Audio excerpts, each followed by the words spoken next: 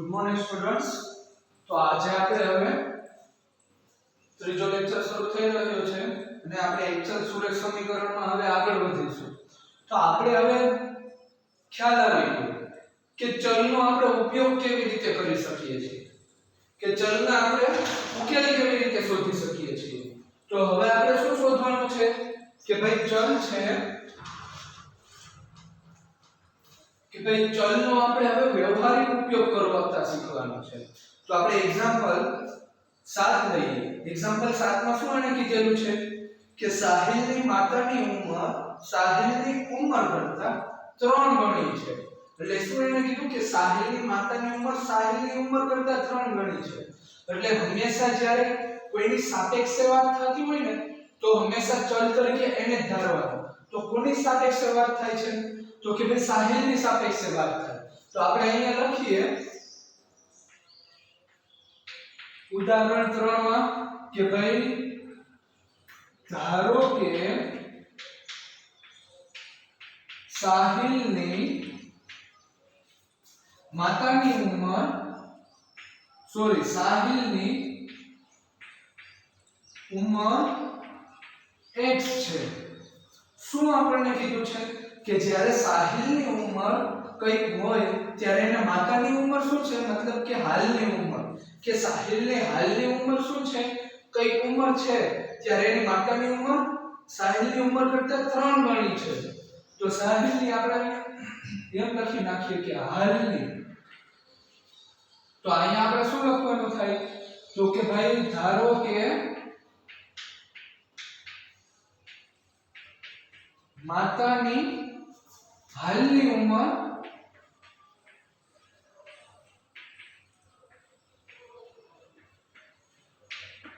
x છે. સમજાણું? કારણ કે સાહિલની જો x હોય તો માતાની હાલની ઉંમર શું છે 3x છે. પછી આપણને રકમમાં આગળ શું કીધું કે ભાઈ તો 5 વર્ષ પછી, સમજાણું? તો આપણને શું કીધું કે 5 વર્ષ પછી બંનેની ઉંમરનો સરવાળો કેટલો થાય છે 66 વર્ષનો થાય છે. તો બંનેની હાલની ઉંમર શોધવાની છે. તો 5 વર્ષ કીધું એટલે આપણે જો આપણને સાહિલની હાલની ઉંમર મળી ગઈ, સાહિલની હાલની ઉંમર શું છે x છે. તો આપણે શું કરવાનું થાય તો આપણે અહીંયા એમ લખવાનું કે 5 વર્ષ પછી, તો કે ભાઈ 5 વર્ષ પછી સાહિલની ઉંમરમાં હાલની ઉંમરમાં 5 વર્ષ ઉમેરી દઈએ એટલે થઈ જાય. તો લખીએ કે સાહિલની ઉંમર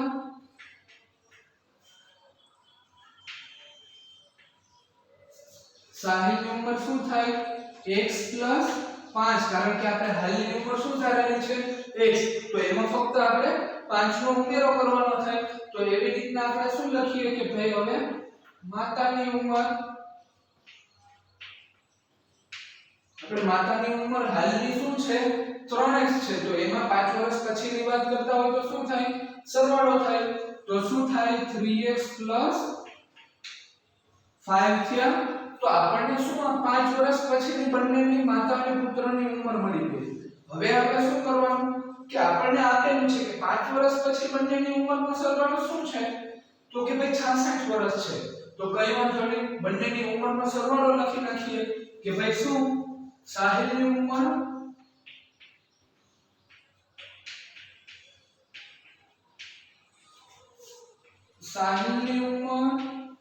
પ્લસ માતાની ઉંમર ઇઝ ઇક્વલ ટુ 66. એવું આપણને રકમમાં કીધું. તો સાહિલની આપણને 5 વર્ષ પછીની ઉંમર મળી ગઈ શું છે તો કે ભાઈ x 5 અને માતાની ઉંમર તો કે ભાઈ 3x 5 ઇઝ ઇક્વલ ટુ 66. તો હવે શું થાય x અને 3x નો સરવાળો કરીએ તો 4x પ્લસ બંને વૈધાયનો સરવાળો કરીએ તો 10 ઇઝ ઇક્વલ ટુ 66. તો હવે પ્લસ 10 છે બરાબર ની આ બાજુ આવે તો શું થાય તો કે ભાઈ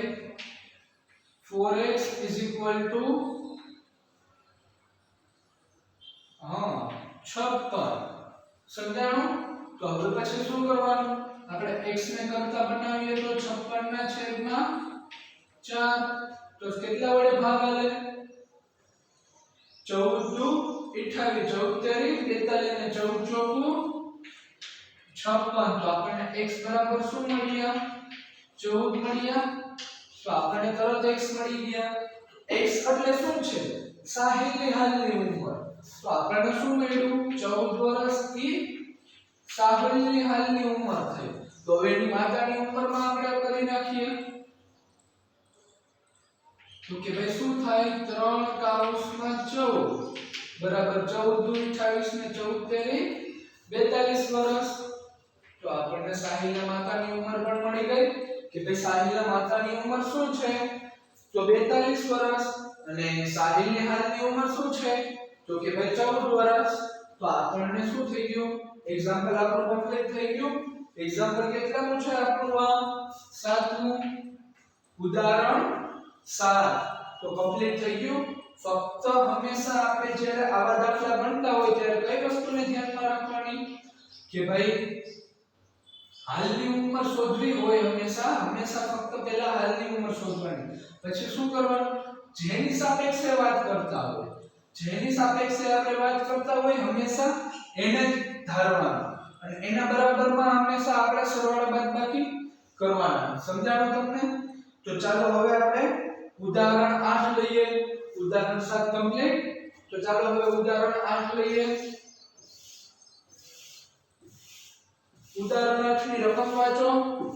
પછી આપણે શું કહેવા માંગે છે ચર્ચા કરીએ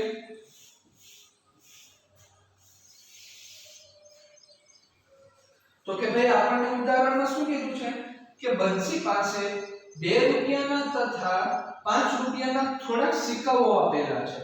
પછી શું કીધું કે 2 રૂપિયાના સિક્કાઓની સંખ્યા જો અહીંયા ખાસ ધ્યાન આપો હવે વાંચો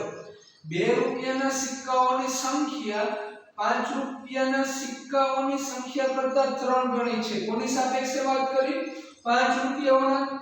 સિક્કાઓની સાપેક્ષે વાત કરી તો આપણે કોના બરાબરમાં x ધારવાનો 5 રૂપિયાના સિક્કાઓની બરાબરમાં ધારવાનો પછી શું કીધું કે સિક્કાઓનું મૂલ્ય 77 રૂપિયા છે તો કોની સાપેક્ષે આપણે વાત કરવાની 5 રૂપિયાના સિક્કાઓની સાપેક્ષે વાત કરવાની તો હવે શું લખીએ આપણે કે ભાઈ ધારો કે આપણને સિક્કાઓની સંખ્યા નથી કીધી તો સિક્કાઓની સંખ્યા આપણે ધારવાની થશે તો આપણે લખીએ કે ધારો કે 5 રૂપિયાના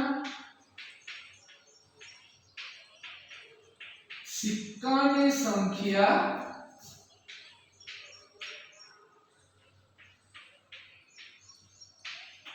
x છે સમજાણું આપણને એમાં આપેલું છે કે 5 રૂપિયાના સિક્કાઓ અને 2 રૂપિયાના સિક્કાઓ તો આપણે 5 રૂપિયાના સિક્કાઓ ધારી લીધા કે ભાઈ 5 રૂપિયાના સિક્કાઓની સંખ્યા x છે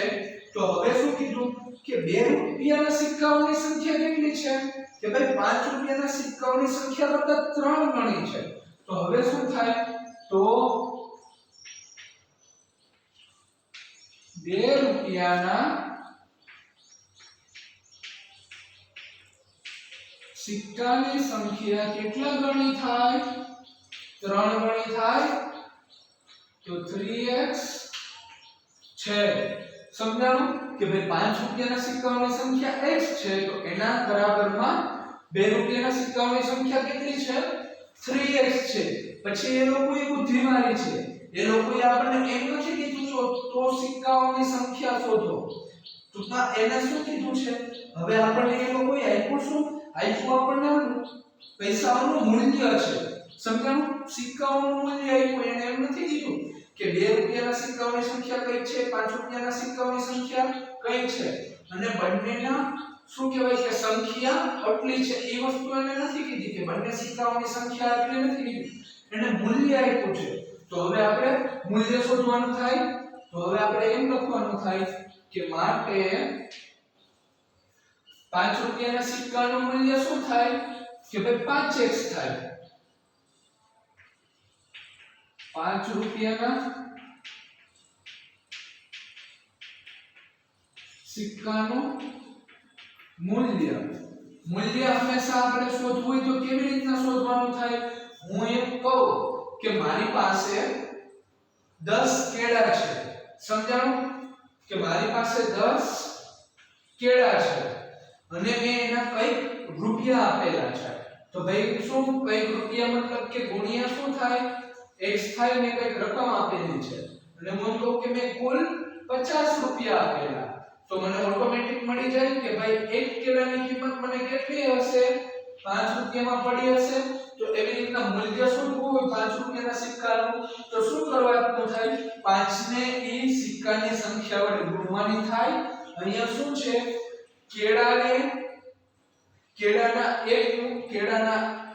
કેળાના મૂલ્યને મેં કેળાઓની કુલ સંખ્યા વડે ગુણ્યા તો અહીંયા શું થાય 5 રૂપિયાનું જે મૂલ્ય છે એને 5 રૂપિયાના કુલ સિક્કાઓ વડે ગુણવાનું થાય તો શું આપણને મળે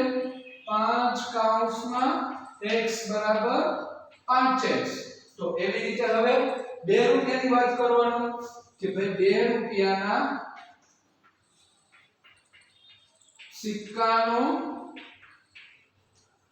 મૂલ્ય શું થાય 2 કૌંસમાં સિક્કાઓની સંખ્યા કેટલી છે 3x તો આપણે અહીંયા શું લખવાના થાય 3x તો 2 તેરી 6x તો આપણને આ શું છે 5 રૂપિયાના સિક્કાઓનું મૂલ્ય 5x છે 2 રૂપિયાના સિક્કાઓનું મૂલ્ય શું છે 6x છે તો હવે શું કરવાનું થશે આપણને જો મૂલ્યમાં કહ્યું આપણને હવે બાકીનું મૂલ્યમાં આપેલું છે એટલે આપણે મૂલ્યમાં રૂપાંતર કર્યું છે સમજાણું સિક્કાઓની સંખ્યા આપેલી હોય તો ફક્ત આટલું જ લખવાનું થાય પણ આપણને મૂલ્ય પણ કીધું છે એટલે આટલું એક વધારાનું સ્ટેપ લખવાનું થાય હવે શું કીધું જો સિક્કાઓનું કુલ મૂલ્ય 77 રૂપિયા હોય તો આપણે શું કરવાનું 5x 6x 5x 6x = 77 તો હવે શું થશે બંનેનો સરવાળો 11x = 77 તો શું થશે x બરાબર 77 ના છેદમાં 11 તો 11 * 77 તો આપણને x બરાબર શું મળ્યા 7 મળ્યા x બરાબર આપણને શું મળ્યા 7 મળ્યા તો હવે આપણે શું કરશે કઈ નહીં x નું મૂલ્ય અહીંયા મૂકશે તો શું થશે કે ભાઈ 5 રૂપિયાના સિક્કાઓની સંખ્યા કેટલી છે 7 અને 2 રૂપિયાના તો મૂકી દઈએ x ની જગ્યાએ 7 3 કૌંસમાં 7 બરાબર 21 તો 2 રૂપિયાના સિક્કાઓની સંખ્યા કેટલી છે 21 અને 5 રૂપિયાના સિક્કાઓની સંખ્યા 7 તો સમજાઈ ગયો દાખલો કોઈ નથી કરવાનું ફક્ત શું કરવાનું છે પહેલા જેની સાપેક્ષે આપણને વાત કરી હોય એની સાપેક્ષે આપણે શું કરવાની ગણતરી કરવાની પછી આપણે શું કરવાનું થાય છે કે ભાઈ આપણને મૂલ્યના રૂપમાં વાત કરી હતી તો આપણે પછી એનું શું કર્યું મૂલ્યમાં રૂપાંતરણ કર્યું મૂલ્યમાં રૂપાંતરણ કરીને આપણે શું કર્યું કિંમત મૂકી દીધી તો થઈ ગયું આપણું કમ્પ્લીટ સરસ તો ચાલો હવે પછી આપણે આગળ વધીશું ઉદાહરણ 9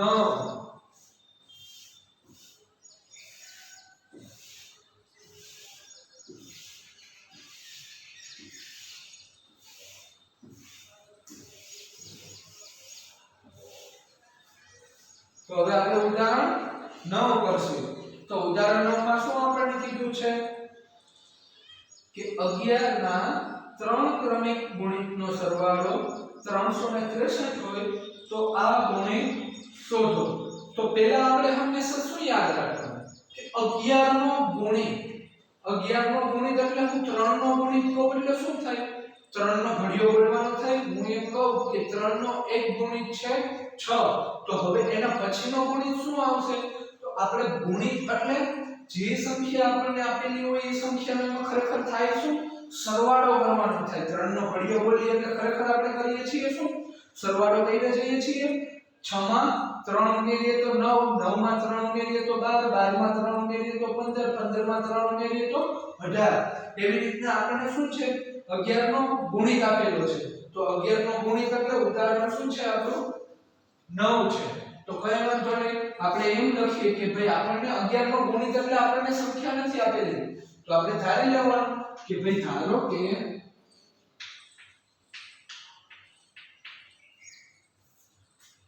ધારો કે કોઈ એક સંખ્યા, ધારો કે 11 ની ગુણી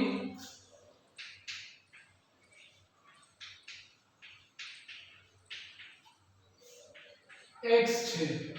તો આપણને એક સંખ્યા મળી ગઈ. પછી શું કરવાનું, એનો ગુણી એટલે એને પછીની સંખ્યામાં આપણે ફરીથી કેટલા 11 ઉમેરવાના થાય. તો આપણે 11 ઉમેરીએ તો શું થાય, તેના પછીની માટે 11 ની બીજી આપણે શોધવાની છે. તો શું કરવાનું થશે, એકદમ ઈઝી છે કે આપણે હવે શું કરશું કે ભાઈ 11 ની ગુણિત કીધી છે તો આપણને એક સંખ્યા મળી ગઈ x, પછી બીજી x + 11 અને એના પછીની શું થશે x + 22. બધાનો સરવાળો એને કેટલો કીધો છે 363 કરી નાખ્યા. પછી શું કરવાનું થશે, બધા x નો સરવાળો શું થશે, બધા x નો સરવાળો 3x + 11 + 22 એટલે 33 = 363.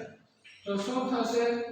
3x = 33 આ બાજુ આવે તો શું થાય 333. તો આપણને શું મળ્યું, x = 111. આપણને એક સંખ્યા આ મળી ગઈ. તો હવે બીજી સંખ્યા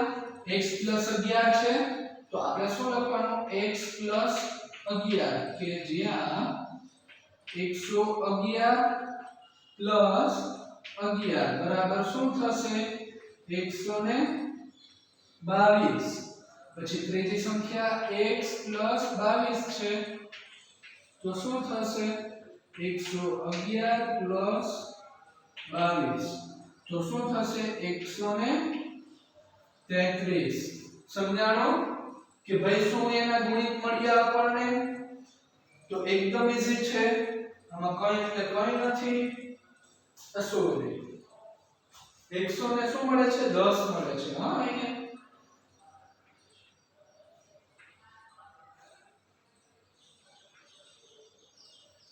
330 થાય. 121 અને 132.